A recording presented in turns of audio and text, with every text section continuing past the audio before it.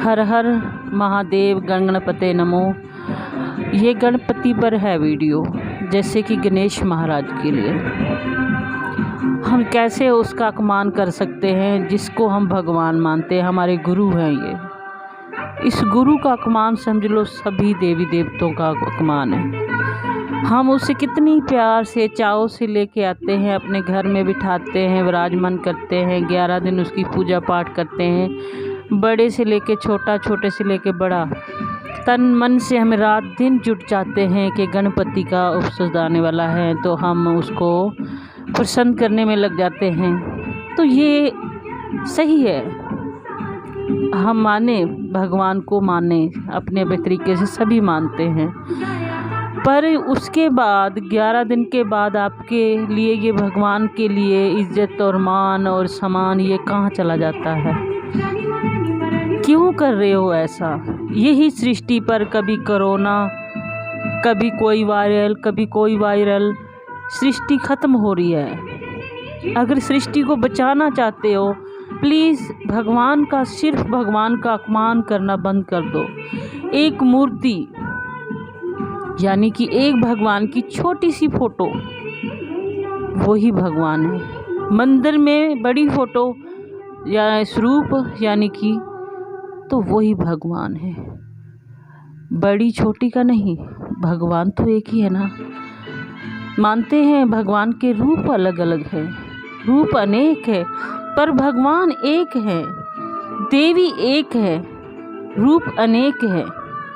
समझो इस बात को। मैं कब से ये सोच रही हूँ और कह रही हूँ, पर मैं कह नहीं पा रही थी। मैं अब ये कहती हूँ, हमने गणपति का क्यों अपमान करा? इंसान की मृत्यु हो जाती है, तो उस इंसान की मृत्यु के बाद हमें उसको एक तैयारी के साथ हम लेके संस्कार करा देते हैं। क्यों कराते हैं? कि उनकी आत्मा को शांति मिले, उसको मुक्ति मिले। तो हम भगवान का अपमान कैसे करते हैं, जिसने ये सृष्टि बनाई है? हम ऐसे फेंक रहे हैं जैसे कोई खिलौना भी नहीं फेंकता इतनी जोर से। तो आप लोग क्या कर रहे हो? क्यों कर रहे हो ऐसा? प्लीज़ ये करना बंद कर दो। अगर भगवान को मनाना चाहते हो ना, तो मेरे तरीके से मनाओ। मैं हाथ जोड़कर कह रही हूँ, जिन दिनों में भगवान का, किसी भी भगवान का, जैसे महादेव कावड़ उठाने जाते हैं, क्या हासिल होता है हमें? वहाँ भी भगवान का अपमान। ये नियम किसने बनाए? हमने। भगवान ने नहीं कहा था मेरा विसर्जन करो, भगवान ने नहीं कहा था मेरी कावड़ उठा के ले के जाओ। अरे यार, 20 बंदे वहाँ से स्नान कर रहे हैं और 20 बंदों के बीच में, 50 बंदों के बीच में हम जल भरकर, वो जल बंद करके लाते हैं। इतनी कठिन तपस्या के बाद हम लाते हैं शिवलिंग के ऊपर चढ़ाने के लिए। तो क्या होता अंत में? खंडित होता है वो। गंगा मैया को लेके आते हम शिवलिंग पे चढ़ाने के लिए। शिवरात्रि के टाइम भगवान को प्रसन्न करते हैं, ये नहीं जानते कि भगवान का अपमान करते हैं हम। मेरी हाथ जोड़कर विनती है, मैंने इसीलिए कह रही हूँ कि अगर जैसे भी किसी भगवान का, जैसे महादेव की मैं दूसरी वीडियो बनाऊँगी, उसमें बताऊँगी। पहले गणपति की, हम गणपति का उत्सव मनाते हैं, जैसे 11 दिन का त्यौहार मनाते हैं, तो हम मंदिर में भी मना सकते हैं। जहाँ बड़ा मंदिर है भगवान जी का, गणपति महाराज का, हमने क्या करना है, 11 दिन द्रुभा और जो भी उनको लड्डू पसंद हैं, जो भी है फल फ्रूट आदि जो सामान है, हाँ वहाँ जाके उनको तिलक कर सकते हैं, उनकी पूजा करो।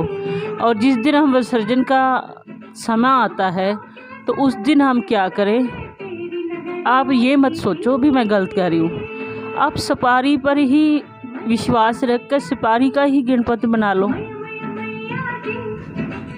पर मेरे हिसाब से तो ये भी नहीं बनाना चाहिए, क्योंकि हम फिर भी उसका विसर्जन करते हैं, तो कहीं ना कहीं भगवान को हम पीने वाला पानी, एक बात लगाओ, पीने वाला पानी हो गया, नहाने वाला पानी हो गया, हमारी टैंकी में ही पानी हो गया। जैसे कि 1-2 महीने में हम टैंकी साफ़ ना करें तो हमारे घर के में परिवार में कहेंगे पानी गंदा हो गया है, तो उसको साफ़ करो, टैंकी साफ़ करते हैं। अरे भगवान को आप उसी कैसे कैसे जल में प्रवाह करते हो, जल प्रवाह। उस टाइम आप लोगों को ज़रा सी भी नहीं सोच आती कि हम भगवान का कैसे अपमान कर रहे हैं। मत करो। वही जो हम पैसा पूजा पाठ में वहाँ लगाते हैं, अगर भगवान को प्रसन्न करना चाहते हो तो जो मजबूर और लाचार हैं उनकी मदद कर दो, भगवान अपने आप मान जाएंगे। भगवान अपने आप ही आप पर प्रसन्न हो जाएंगे, अति प्रसन्न होंगे, क्योंकि मजबूर और लाचार की मदद करोगे तो भगवान उसी में ही आपका साथ देंगे, उसी में ही भगवान अति प्रसन्न होंगे, बहुत प्रसन्न होंगे।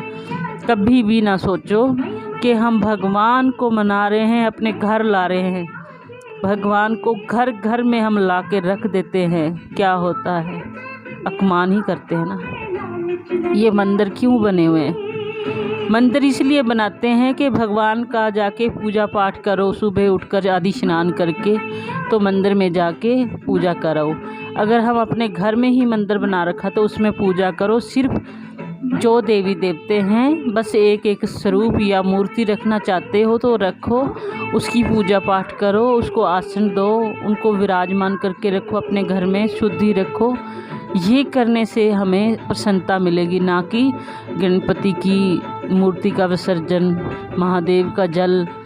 और अब जैसे ये नवरात्रे चल रहे हैं, अब मैया रानी के नवरात्रों की जैसे प्रतिमा हम ला के रख देंगे, और क्या कहते हैं हमारी माँ की विदाई हो रही है तो हम मूर्तियाँ लेके पानी में विसर्जन, समुंदर में, तालाब में, नदी में आदि सारी जगह जाते हैं, करते हैं ना। ये मत करो, प्लीज़ मत करो, क्योंकि हमें विसर्जन का समय दिया हुआ है माँ ने। मानते हैं विदाई है माँ की, पर उस थ्रू नहीं है। विदाई माँ की होती है इस थ्रू। जैसे ये हमने खेती बो रखी है, माता रानी की खेती बो रखी है ना, तो इस खेती की विदाई होती है, ना कि माता की प्रतिमा की। जैसे कि ये प्रतिमा, अब ये प्रतिमा मैं अपने मंदिर में रख के बैठी हूँ, इसका ये मतलब नहीं है कि मैं इसका विसर्जन करूँगी, नहीं, ये यही रहेगी। सिर्फ विसर्जन होगा तो ये खेतरी का होगा।